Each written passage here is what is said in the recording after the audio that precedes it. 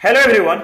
आप सभी का फिर से स्वागत है। ये एनसीईआरटी हिस्ट्री का डिस्कशन है। आज का टॉपिक है उत्तर वैदिक काल, राज्य और वर्ण व्यवस्था की ओर, अध्याय 6।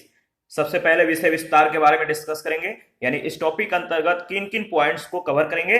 तो उत्तर वैदिक काल में आर्यों का जो विस्तार है इसके बारे में डिस्कस करेंगे, वेदांग सूत्र के बारे में, उत्तर वैदिक अर्थव्यवस्था, राजनीतिक संगठन, सामाजिक संगठन के बारे में डिस्कस करेंगे, 16 प्रमुख संस्कार के बारे में डिस्कस करेंगे, दास प्रथा, सती प्रथा और आश्रम व्यवस्था के बारे में डिस्कस करेंगे, और देवता अनुष्ठान एवं दर्शन के बारे में भी हम लोग डिस्कस करेंगे, और इस पर आधारित जो प्रश्न होंगे उनको भी एनालिसिस करेंगे। तो चलिए स्टार्ट करते हैं। सबसे पहले उत्तर वैदिक काल में आर्यों का जो विस्तार है, समय है 1000 से 600 ईस्वी पूर्व। देखिए, उत्तर वैदिक काल का इतिहास मुख्यतः उन वैदिक ग्रंथों पर आधारित है जिनकी रचना ऋग वैदिक काल के बाद हुई। कब? ऋग वैदिक काल के बाद। उत्तर वैदिक काल में सामवेद, यजुर्वेद और अथर्ववेद तथा ब्राह्मण ग्रंथों, आरण्यकों और उपनिषदों की रचना हुई। ऋग्वेद संहिता सबसे प्राचीन वैदिक ग्रंथ है। गाने के लिए ऋग्वैदिक सूक्तों को चुनकर धुन में बांधा गया तथा इस पद संकलन का नाम सामवेद संहिता पड़ा। उत्तर वैदिक काल में सामवेद संहिता के अतिरिक्त और 2 संकलन, यजुर्वेद संहिता और अथर्ववेद संहिता जो है तैयार किए गए। अथर्ववेद में विपत्तियों और व्याधियों के निवारण के लिए तंत्र मंत्र जो है संग्रहित है। अथर्ववेद में विपत्ति यानी समस्या और उनके जो है निवारण, व्याधि, समस्या, जो भी कठिनाई है, तंत्र मंत्र, जादू टोना, ये सब जो वशीकरण है, ये सभी जो है इसमें संग्रहित है। अथर्ववेद में परीक्षित को मृत्यु लोक का देवता कहा गया है। अथर्ववेद में परीक्षित को जो परीक्षा लेता है उसको मृत्यु लोक का जो है देवता कहा गया है, याद रखिएगा। देखिए, मैप जो है उत्तर वैदिक क्षेत्र आपको ध्यान में रखना है, इंपॉर्टेंट है। तो देखिए, ये जो मैप है उत्तर वैदिक का जो क्षेत्र है, ये जो छायांकित क्षेत्र है, ये वाला जो डॉट डॉट एरिया है, इसको ध्यान में रखिएगा, ठीक है। और आप देख सकते हैं जो नदियां हैं, जो स्थान है, ये आपका सप्त सिंधु, जिसे गंगा यमुना द्वाभी कहते हैं, ये वाला एरिया। आप यहाँ पे सप्त सिंधु है और ये वाला एरिया, ये मारू है, मत्स्य है, प्रतिष्ठान दिशा है, यमुना है, इधर गंगा है, हस्तिनापुर ये है। तो आप जो है एक बार लोकेशन को अच्छे से एनालिसिस करके आगे बढ़िएगा। इसके बाद है वेदांग सूत्र। देखिए, सर्वप्रथम वैदिक साहित्य का विभाजन जो है 6 भागों में किया गया, जिसे क्या कहा गया? वेदांग कहा गया। वेदांग का अर्थ होता है वेद की सहायक विधाएं, ज्ञान। यह जो है जो कह सकते हैं जो वेदांग है, इसका अर्थ क्या होता है? वेद की सहायक विधाएं। ये वेद के अर्थापन यानी अर्थ के ज्ञान में सहायता पहुंचाते हैं। वेद के जो अर्थ होते हैं इनके ज्ञान में ये सहायता पहुंचाते हैं। संक्षिप्त शैली के प्रयोग के कारण इन्हें सूत्र कहा जाता है और इनकी जो संख्या है 6 है। तो देख लेते हैं कौन कौन से हैं। पहला है, जो पहला वेदांग है वो है शिक्षा, अर्थ, ध्वनि शास्त्र। प्राचीनतम जो ग्रंथ है, याद रखिए, ऋत, प्रतिशाख्य यानी शौनक, ये ग्रंथकार है। कल्प सूत्र दूसरा वेदांग है। कल्प सूत्र अर्थ है धार्मिक आचार शास्त्र, ठीक है। देखिए, स्रोत सूत्र, आश्वलायन सौत्र सूत्र यानी आश्वलायन, गृह सूत्र, आश्वलायन गृह सूत्र, धर्म सूत्र, बौधायन धर्म सूत्र, सुल्भ सूत्र यानी बौधायन सुल्भ सूत्र, ठीक है, याद रखिएगा। इसके बाद है व्याकरण। व्याकरण जो है इसका अर्थ जो होता है व्याकरण, और इसका जो प्राचीनतम ग्रंथ है वो है आपका अष्टाध्यायी पाणिनि के द्वारा। तो जो कोष्ट में दिया गया है ये संग्रह, मतलब कि ये ग्रंथकार हैं जो इन्होंने लिखा है। निरुक्त, नेक्स्ट जो वेदांग है वो है आपका निरुक्त। इसका जो अर्थ होता है, याद रखिए, व्युत्पत्ति शास्त्र, व्युत्पत्ति शास्त्र, और इसका जो प्राचीनतम ग्रंथ है वह है निरुक्त, और इसके जो ग्रंथकार हैं नाम याद रखिएगा, महर्षि यास्क। इसके बाद है 5वां छंद, माप सिद्धांत इसका अर्थ होता है, और प्राचीनतम ग्रंथ छंद सूत्र, और इसके जो ग्रंथकार हैं पिंगल ऋषि। इसके बाद ज्योतिष, लास्ट जो है छठा जो वेदांग है वह है ज्योतिष। इसका अर्थ होता है खगोल विज्ञान, और इसके जो प्राचीनतम ग्रंथ हैं और जो इसके ग्रंथकार हैं वेदांग ज्योतिष लब्ध मुनि, याद रखिएगा, बहुत ज्यादा इंपॉर्टेंट है। ये जो वेदांग सूत्र है, वेदांग कितने होते हैं, अर्थ क्या होता है, ग्रंथकार कौन है प्राचीनतम ग्रंथ के, इसके ये सभी ज्यादा इंपॉर्टेंट है। वैदिक संहिताओं के बाद अनेक ग्रंथ लिखे गए हैं जिन्हें ब्राह्मण ग्रंथ कहते हैं। इनमें वैदिक अनुष्ठान की विधियां जो है संग्रहित है। सभी उत्तरकालीन वैदिक ग्रंथ लगभग जो है 1000 से 500 ईस्वी पूर्व में उत्तरी गंगा के मैदान में जो है रचे गए। उत्तर वैदिक कालीन क्षेत्र से चित्रित धूसर मृदभांड पीजीडब्ल्यू मिले हैं। पीजीडब्ल्यू क्या मिले हैं? धूसर मृदभांड मिले हैं, जिसका प्रयोग बर्तन के रूप में किया जाता था। लोहे के हथियारों का भी प्रयोग किया जाता था, याद रखिएगा। देखिए, पंजाब से आर्य जो है, पंजाब से आर्य गंगा यमुना दोआब के अंतर्गत संपूर्ण पश्चिमी उत्तर प्रदेश में फैल गए थे। दो प्रमुख कबीले भरत और पुरु एक होकर कुरु नाम से विदित हुए। कुरुओं ने दिल्ली क्षेत्र और दोआब के ऊपरी भाग पर जो अधिकार कर लिया, जिसे कुरुक्षेत्र के नाम से जाना जाता है। ये कुरुक्षेत्र के नाम से प्रसिद्ध हुआ। कुरु पंचालों की सत्ता जो है दिल्ली क्षेत्र पर और दोआब के ऊपरी भाग व मध्य भागों पर फैल गई। तब उन्होंने हस्तिनापुर को अपनी राजधानी बनाया था। किसको? हस्तिनापुर को, जो मेरठ जिले में स्थित है। उत्तर वैदिक काल के अंत होते होते 600 ईस्वी पूर्व के आसपास वैदिक लोग जो है दोआब से पूरब की ओर पूर्वी उत्तर प्रदेश के कौशल और उत्तरी बिहार के विदेह में फैले। वैदिक लोगों का पूर्वी उत्तर प्रदेश और उत्तरी बिहार में ऐसे लोगों से संपर्क हुआ जो तांबे के औजारों और काले व लाल मृदभांडों की ये प्रयोग करते थे। इसके बाद उत्तर वैदिक अर्थव्यवस्था। प्राचीन वैदिक आर्य लोग जो है, प्राचीन वैदिक आर्य लोग पशुपालक थे। जो प्राचीन वैदिक आर्य लोग थे, ये क्या थे? पशुपालक थे। पशुपालन उनका मुख्य व्यवसाय था। वे दूध, मांस, चमड़ा प्राप्त करने के लिए गाय, भैंस, भेड़, बकरियां और घोड़े पालते थे। याद रखिएगा, गौ शब्द जो है, गौ शब्द से अनेक शब्दों का जो है उद्भव हुआ, जिसका अर्थ होता है गाय। धनी व्यक्ति को गोमत कहते थे और बेटी को दुहिता, जिसका अर्थ होता है गाय का दूध दुहने वाली। गवेषण शब्द का शाब्दिक अर्थ गायों की खोज करना है, परंतु इस शब्द का अर्थ लड़ाई भी है, क्योंकि गाय के कारण अनेक लड़ाइयां भी लड़ी गई थी।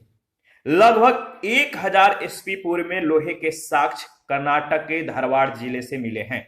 मृतकों के साथ कब्रों में गाड़े गए लोहे के औजार अत्यधिक मात्रा में खुदाई से जो है मिले हैं। इसी काल में पूर्वी पंजाब, पश्चिमी उत्तर प्रदेश, राजस्थान और मध्य प्रदेश में लोहे का प्रयोग किया गया है।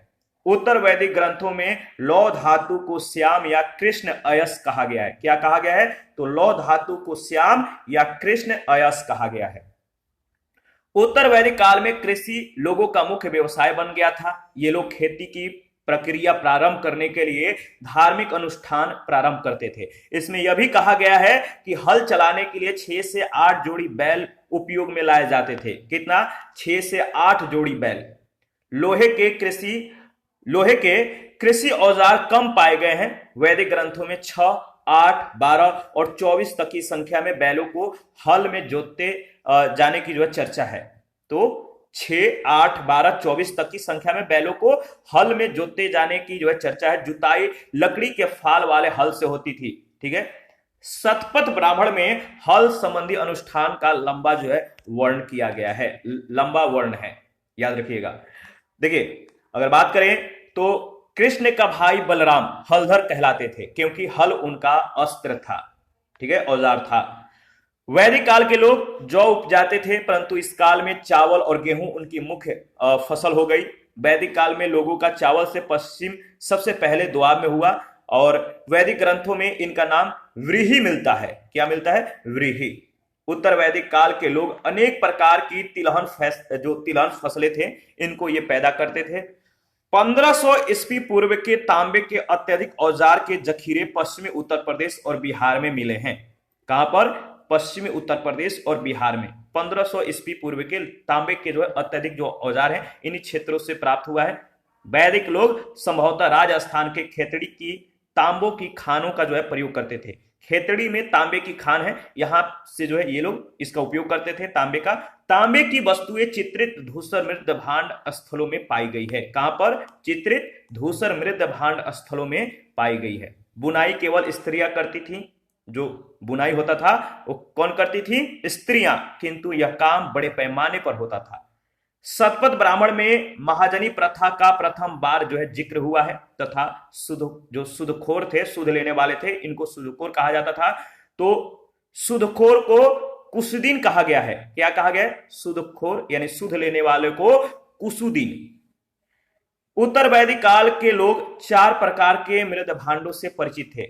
ये 4 जो मृद भांड थे कौन कौन से थे? काला व लाल मृद भांड, काली पॉलिशदार मृद भांड, चित्रित धूसर मृद भांड और लाल मृद भांड।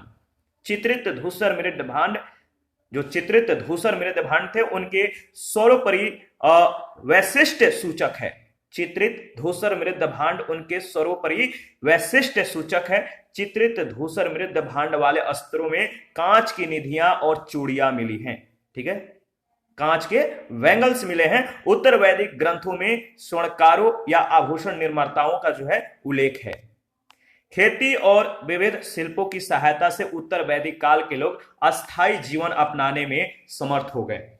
लोग कच्ची ईंटों और लकड़ी के खंभों पर टिके मिट्टी के घरों में रहते थे। लोग कच्ची ईंटों और लकड़ी के जो खंभे होते थे, लकड़ी के जो खंभा होता था, इन पर टिके ये मिट्टी के घर का प्रयोग करते थे। चूल्हों और अनाजों से प्रतीत होता है कि चित्रित धूसर मृद भांड काल के लोग उत्तर वैदिक लोग ही थे। जो चित्रित धूसर मृद भांड काल के लोग हैं वो उत्तर वैदिक लोग थे। ये कृषि जीवी और स्थिरवासी थे, यानी अस्थायी रूप से रहने वाले ये लोग थे। और इनका जो व्यवसाय था यानी ये लोग कृषिवासी थे। सिक्कों का जो प्रचलन है नेस्क, शतमान, कृष्णवत, कृष्णल, ठीक है, वृषणल। तो सिक्कों का जो प्रचलन है नेस्क, शतमान, कृष्णवत, वृषणल के रूप में जो है होता था। निस्क की तौल 4 सुवर्णों के बराबर, एक सुवर्ण 320 रत्ती के बराबर, जबकि शतमान की तौल 100 रत्ती के बराबर होती थी। बाट की मूलभूत इकाई रतिका, गुंजा तथा वृष्ठान होती थी। वैदिक ग्रंथों में समुद्र और समुद्र यात्रा का उल्लेख मिलता है। देखिए, इसके बाद है राजनीतिक संगठन। सभा में स्त्रियों का प्रवेश निषिद्ध हो गया।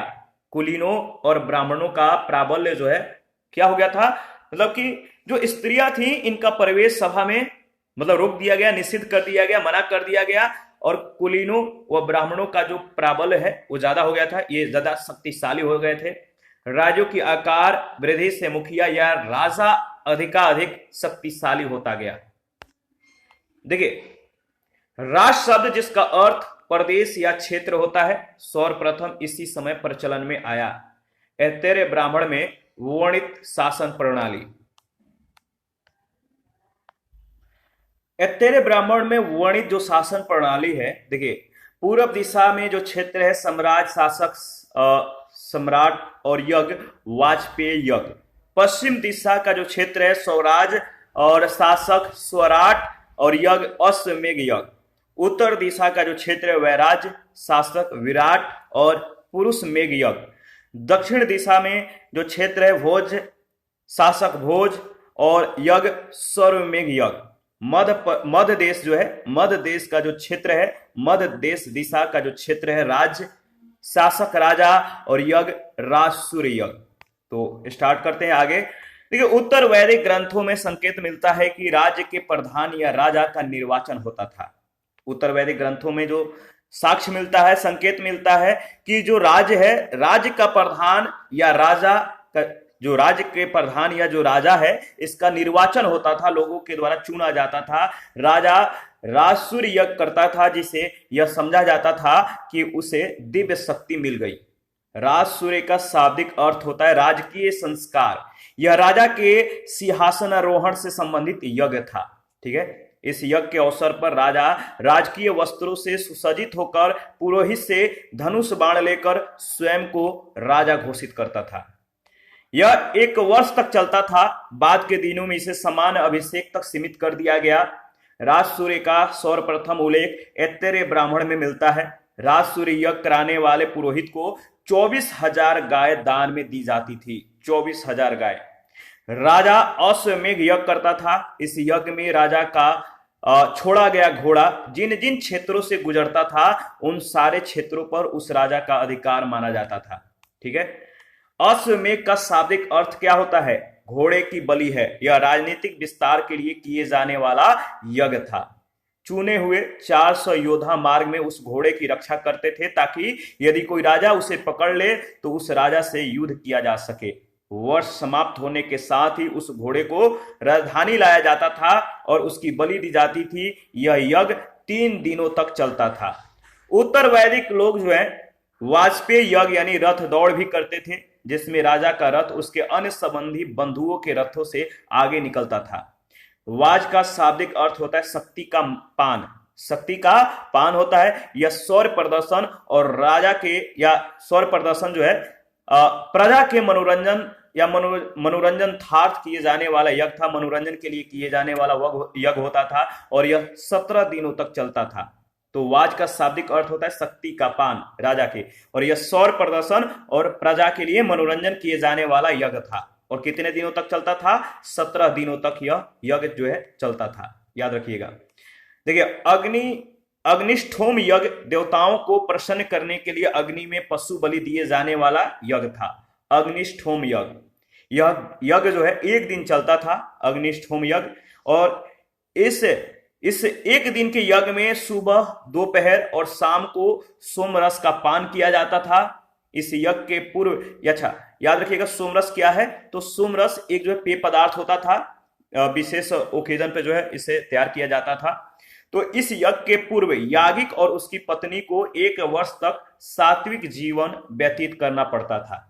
ठीक है, इस काल में कर और नजराना का संग्रह प्रचलित हो गया था। इसके संग्रह और संचयन के लिए एक अधिकारी होता था जो संग्रहिता कहलाता था। अथर्ववेद के अनुसार राजा को आय का 16वां भाग मिलता था। राजा अपने कर्तव्य के संपादन में पुरोहित, सेनापति, पटरानी और कई अन्य उच्च कोटि के अधिकारियों की सहायता लेता था। उत्तर वैदिक काल में राजा कोई अस्थायी सेना नहीं रखता था। युद्ध के समय कबीले के युवाओं के दल भर्ती कर लिए जाते थे। सामाजिक संगठन के बारे में डिस्कस कर लेते हैं। इस समय का जो सामाजिक संगठन है, उत्तर वैदिक काल का जो समाज है 4 वर्णों में विभक्त था। ब्राह्मण, क्षत्रिय, वैश्य और शूद्र। 4 वर्णों में ब्राह्मण, क्षत्रिय, वैश्य और शूद्र। देखिए, ब्राह्मण लोग अपने यजमानों के लिए और अपने लिए भी धार्मिक अनुष्ठान व यज्ञ करते थे तथा कृषि कार्यों से जुड़े पर्वों या त्योहारों में यजमानों का प्रतिनिधित्व करते थे। वे युद्ध में राजा की जीत के लिए देवराधना करते थे, यानी देवों की आराधना करते थे, देवों की पूजा करते थे, प्रार्थना करते थे। तो वे युद्ध में राजा के जीत के लिए देवाराधना यानी देवों की आराधना, देवाराधना, ठीक है, और उसके स्थान पर राजा से अभयदान प्राप्त करते थे। ऋग वैदिक राजनीतिक संगठन जो है, इसका मैप आप देख सकते हैं। प्रमुख, याद रखिए प्रमुख। देखिए यहां पे जो है इकाई जो है कुल परिवार, ये कुलप होता था, प्रमुख कुलप। इसके बाद ग्राम यानी ग्रामीणी, ठीक है। इसके बाद विष या वंश जो है इसे विषपति कहते थे, जन को जनपति या राजा, ठीक है। और देखिए यहां पे आप देख सकते हैं कि जो इकाई है कुल या परिवार, ग्राम, विष और जन। कुल से परिवार, कुल या परिवार से ग्राम, ग्राम से विष और विष और वंश से मिलकर जन का निर्माण हुआ। 100 सदस्य होते थे। इन जन में अनेक विषों का समूह होता था और इन अनेक विषों के समूह को जो है इसे बृहत्तम इकाई कहा जाता था। इसके बाद देखिए विष या वंश को कई ग्रामों का यह समूह होता था और ग्राम अनेक परिवारों का समूह होता था और कुल या परिवार एक रक्त समूह के सदस्य इसमें शामिल होते थे, ठीक है। इस तरह से वितरण है। और एक देखिए कुल या परिवार जो एक रक्त समूह के सदस्य होते थे इन्हें लघुत्तम इकाई कहते थे, और अनेक विषों के समूह जिसे जन कहते हैं, इसमें 100 सदस्य से भी मतलब 100 सदस्य शामिल होते थे, इसे बृहत्तम इकाई कहते थे। क्षत्रियों का स्थान दूसरा था। वे युद्ध करते थे, शासन करते थे और किसानों से उगाए गए करों पर ये जीते थे। राजाओं के परिजन होते हुए भी वैसे जन समान की कोटि में रखे गए और उन्हें उत्पादन संबंधी काम सौंपा गया, जैसे कृषि, पशुपालन आदि। याद रखिएगा, ऊपर के 3 वर्णों की सामान्य विशेषता यह थी कि वे उपनयन संस्कार के अधिकारी थे। उपनयन संस्कार अर्थात वे वैदिक मंत्रों के साथ जनेऊ धारण यानी यज्ञोपवीत का अनुष्ठान करा सकते थे। जनेऊ धारण का जो है अनुष्ठान ये करा सकते थे वैदिक मंत्रों के साथ। 16 प्रमुख संस्कार हैं, बहुत ज्यादा इंपॉर्टेंट है। बहुत जगह पूछे भी जाते हैं। जो प्रमुख संस्कार है कितने होते हैं? 16 होते हैं। कौन कौन से होते हैं? तो पहला संस्कार होता है गर्भाधान, यानी नर नारी का मिलन या गर्भ धारण करने के लिए। दूसरा जो संस्कार है पुंसवन, गर्भ रक्षा एवं पुत्र प्राप्ति के लिए। तीसरा है सीमंतुनयन, यानी गर्भस्थ शिशु की मानसिक वृद्धि के लिए। जात कर्म, इसका उद्देश्य होता है शिशु उत्पन्न होने पर पिता के द्वारा शिशु को आशीर्वाद देने व शहद चटाने का कर्म। इसके बाद है नामकरण या नामधेय, शिशु का नामकरण होता है। निष्क्रमण, ये जो संस्कार है निष्क्रमण, इसमें याद रखिएगा इसका जो उद्देश्य होता है गृह से बाहर लाने का कर्म, यानी शिशु के पिता या मामा के द्वारा। इसके बाद है अन्नप्राशन, सातवां संस्कार है अन्नप्राशन का अनादि चटाने का कर्म काम, जो अन्न मतलब कि बच्चा जो है यहां से जो है अन्न को ग्रहण करने लगता है। इसके बाद है चूड़ा कर्म या मुंडन, यानी केश मुंडन का कर्म केवल बालकों तक सीमित है। इसके बाद है कर्णवेद, कान छेदने का कर्म। इसके बाद है विदा आरंभ, गुरु के समीप ले जाकर शिशु को अक्षर ज्ञान कराने का कर्म। 11वां जो संस्कार है उपनयन का, यज्ञोपवीत यानी जनेऊ धारण कर ब्रह्मचर्य आश्रम में प्रवेश। इसके बाद 12वां जो संस्कार है वह है आपका वेदारंभ, यानी वेद आरंभ करने का कर्म। और 13वां जो है समावर्तन, शिक्षा पूर्ण होने पर मेघ चर्म दंड आदि को जल में फेंक कर घर की ओर लौटना। इसके बाद है 14वां जो संस्कार है वह है विवाह, 25 वर्ष पूर्ण होने पर विवाह कर गृहस्थ आश्रम में प्रवेश करना। 15वां जो संस्कार है उसे कहते हैं वानप्रस्थ, 50 वर्ष पूर्ण होने पर वन की ओर प्रस्थान करना। और 16वां है अंत्येष्टि, मृत्यु के पश्चात दाह संस्कार, यानी अंतिम संस्कार अंत्येष्टि होता है, 16वां संस्कार होता है। तो याद रखिएगा। देखिए, चौथा वर्ण उपनयन संस्कार का अधिकारी नहीं था, वह गायत्री मंत्र का उच्चारण नहीं कर सकता था। यहीं से उपनयन का अभाव शूद्रों की दासता का घोतक बन गया। शूद्रों को अन्य वर्णों का सेवक बताया गया है, वह दूसरे की इच्छा के अनुसार काम करने वाला है। शिल्पियों में रथकार आदि जैसे कुछ वर्गों का स्थान ऊंचा था तथा उन्हें जनेऊ धारण करने का भी अधिकार प्राप्त था। उत्तर वैदिक कालीन परिवार जो है अत्यधिक शक्तिशाली या विशाल हो गए थे, जिन्हें संयुक्त परिवार कहा जाता था, जिसमें 3 या 4 पीढ़ियों के लोग एक साथ परिवार में रहते थे। याद रखिएगा, इंपॉर्टेंट है। देखिए, पश्चिमी उत्तर प्रदेश में अंतरंजी खेड़ा जो है और अहिछत्र में मिले चूल्हों की कतारों से पता चलता है कि यहाँ सामूहिक भोज के लिए या फिर विशाल परिवारों के लिए भोजन पकाया जाता था। मतलब जो पश्चिमी उत्तर प्रदेश में वहां पे क्षेत्र याद रखिएगा, अंतरंजी खेड़ा और अहिछत्र में, यहाँ पे चूल्हों की जो चूल्हा होता है इनकी कतार मिली है और यहाँ पर अनुमान लगाया गया है कि सामूहिक भोज के लिए या फिर विशाल परिवार के लिए जो है भोजन पकाया जाता होगा। तो ये है अनुमान। उत्तर वैदिक काल में गोत्र प्रथा स्थापित हुई। कौन सी प्रथा? गोत्र प्रथा। गोत्र शब्द का मूल अर्थ होता है गोष्ठ या वह स्थान जहां समूचे कुल का गोधन पाला जाता था, परंतु बाद में इसका अर्थ एक ही मूल पुरुष से उत्पन्न लोगों का समुदाय हो गया। विवाह के प्रकार, गृहस्थ या गृह सूत्र अनुसार विवाह के जो प्रकार है, पहला है ब्रह्म विवाह। इसमें क्या होता है? दहेज सहित उसी श्रेणी के पुरुष के साथ विवाह। दैव विवाह, यज्ञकर्ता पुरोहित के साथ विवाह। इसके बाद आर्ष विवाह, इसका मतलब होता है कन्या के पिता को वर पक्ष को एक जोड़ी गाय और बैल देना होता था। इसके बाद है नेक्स्ट जो विवाह के प्रकार है प्रजापत्य विवाह, बिना दहेज और बिना कन्या की कीमत की मांग किए बिना विवाह को प्रजापत्य विवाह कहा जाता था। गंधर्व विवाह, माता पिता की इच्छा के बिना ही वर कन्या का गुप्त रूप से विवाह करना गंधर्व विवाह कहलाता था। इसके बाद है असुर विवाह, क्रय के द्वारा कन्या का पिता वर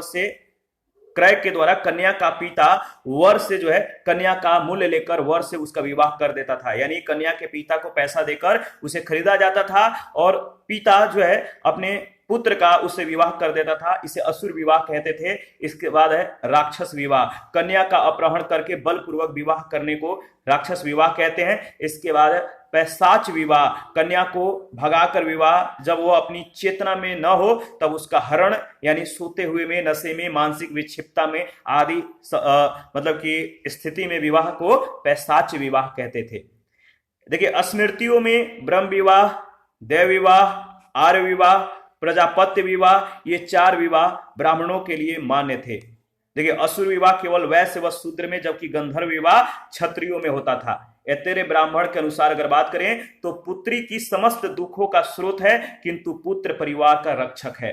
मनुस्मृति में विवाह के 8 प्रकारों का उल्लेख किया गया है, जिसमें प्रथम 4 विवाह प्रशंसनीय और शेष 4 निंदनीय माने जाते थे। अनुलोम तथा प्रतिलोम विवाह क्या है, इसके बारे में डिस्कस कर लेते हैं। अनुलोम विवाह का मतलब होता है उच्च वर्ग का व्यक्ति अपने से निचले वर्ग के कन्या के साथ विवाह करता था।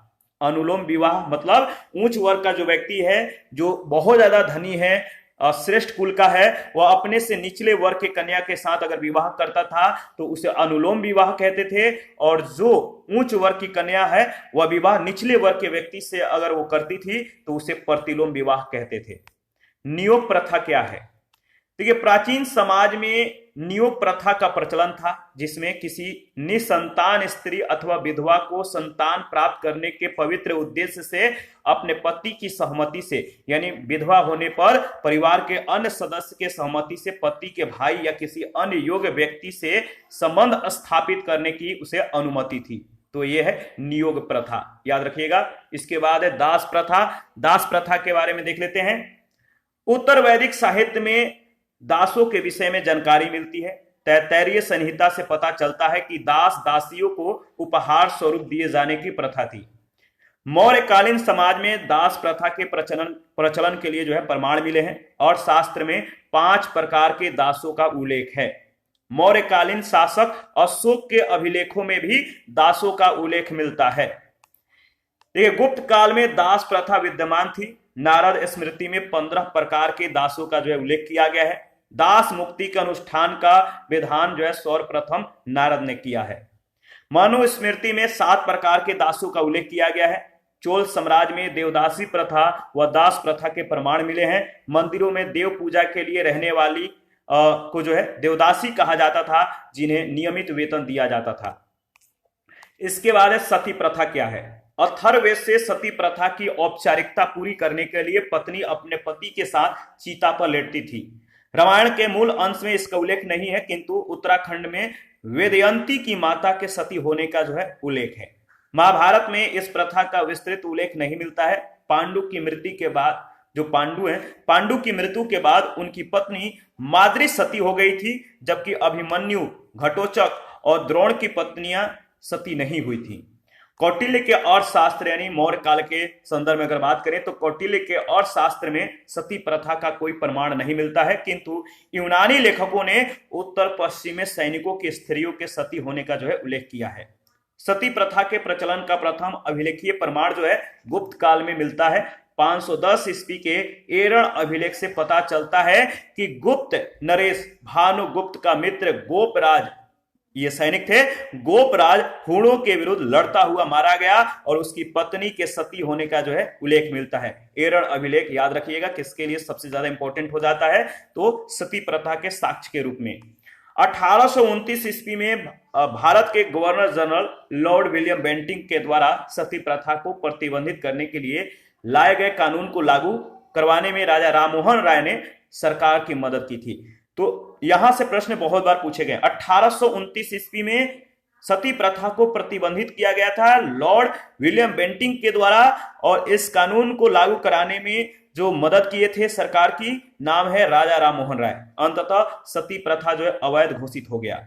आश्रम व्यवस्था क्या है, इसके बारे में डिस्कस कर लेते हैं। उत्तर वैदिक काल में आश्रम व्यवस्था जो है स्थापित हुई।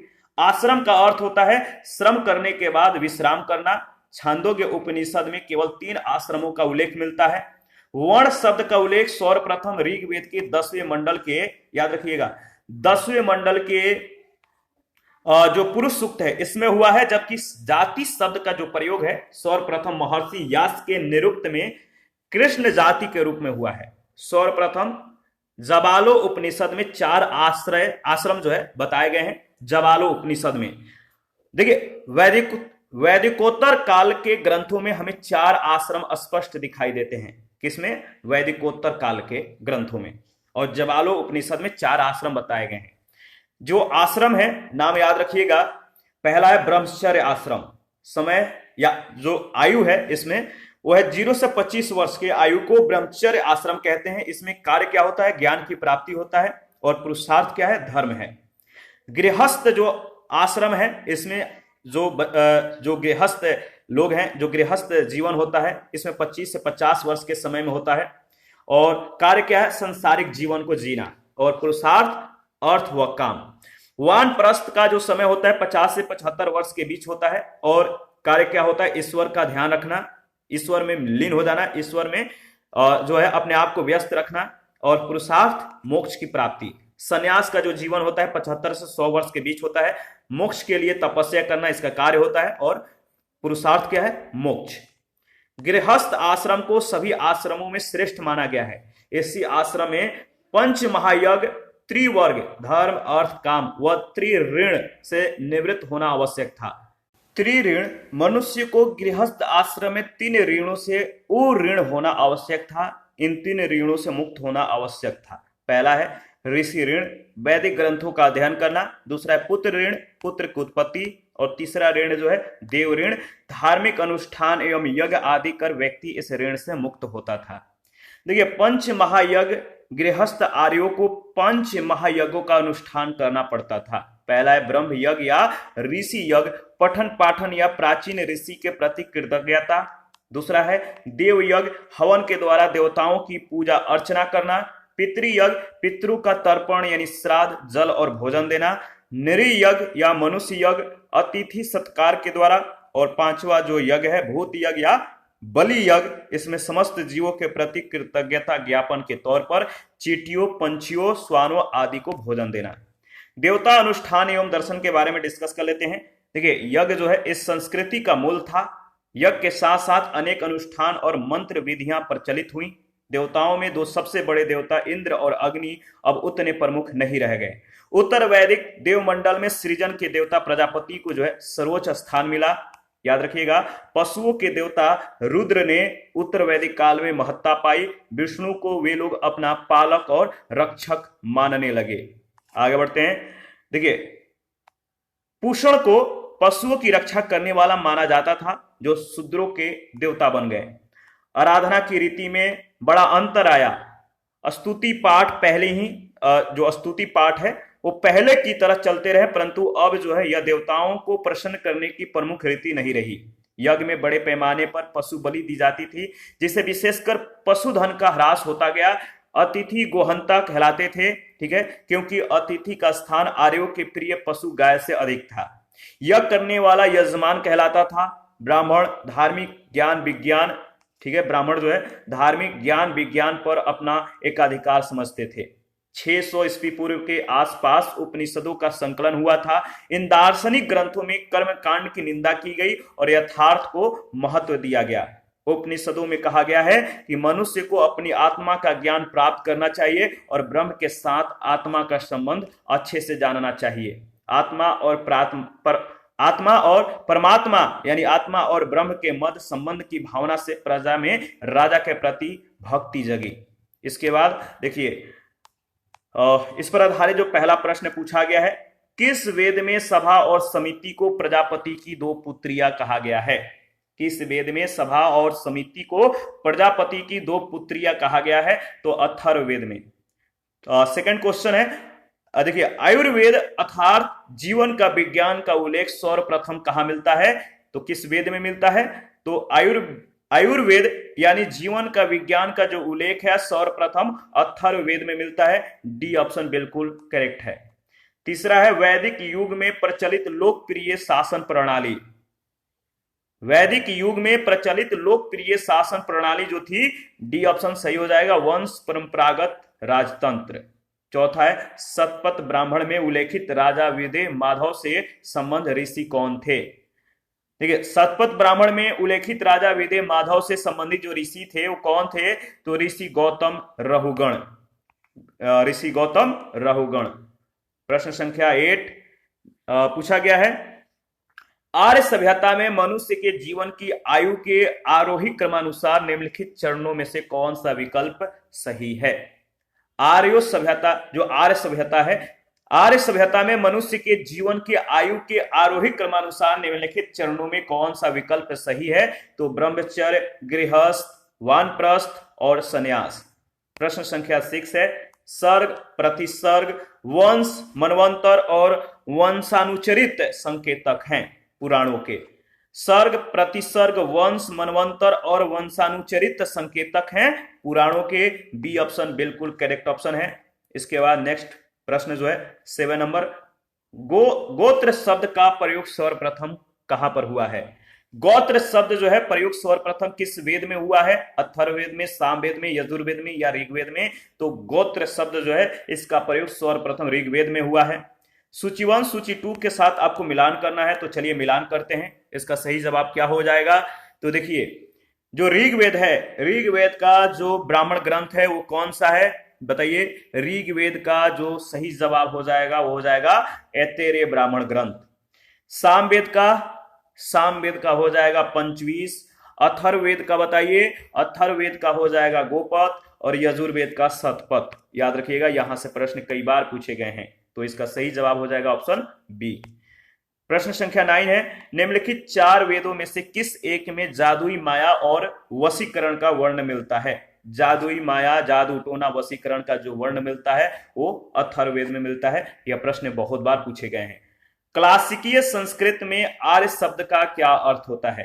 क्लासिकीय संस्कृत में आर्य शब्द का जो अर्थ होता है आपको बताना है। इसका सही जवाब क्या हो जाएगा? तो इसका सही जवाब हो जाएगा एक उत्तम व्यक्ति। क्लासिकीय संस्कृत में आर्य शब्द का जो अर्थ होता है एक उत्तम व्यक्ति। इसी के साथ आज का सेशन समाप्त होता है। नेक्स्ट सेशन में जैन और बौद्ध धर्म के बारे में डिस्कस करेंगे, जो कि बहुत ज्यादा इंपॉर्टेंट है। यहां से प्रश्न बहुत बार पूछे जाते हैं, तो इसका डिस्कशन नेक्स्ट सेशन में करेंगे। अभी के लिए इतना ही। आप अपना प्रतिक्रिया देते रहिए। आपके प्रतिक्रियाओं का हमें बेसब्री से इंतजार रहता है। और जिन लोगों ने Telegram channel, Telegram quiz group, Facebook page, Instagram को ज्वाइन नहीं किया है, वीडियो के डिस्क्रिप्शन बॉक्स में उसका लिंक है, आप ज्वाइन कर सकते हैं। अगर आपको पीडीएफ चाहिए तो कमेंट कर सकते हैं, या Telegram channel, Telegram quiz group को जो है ज्वाइन कीजिए। वहां पे इसके रिगार्डिंग में इन्फॉर्मेशन को अपडेट कर दिया गया है। या चैनल के कम्युनिटी बॉक्स में भी जाइए, वहां पे इसके रिगार्डिंग में आपको इन्फॉर्मेशन मिल जाएंगे। थैंक यू, मिलते हैं नेक्स्ट सेशन में। अभी के लिए इतना ही।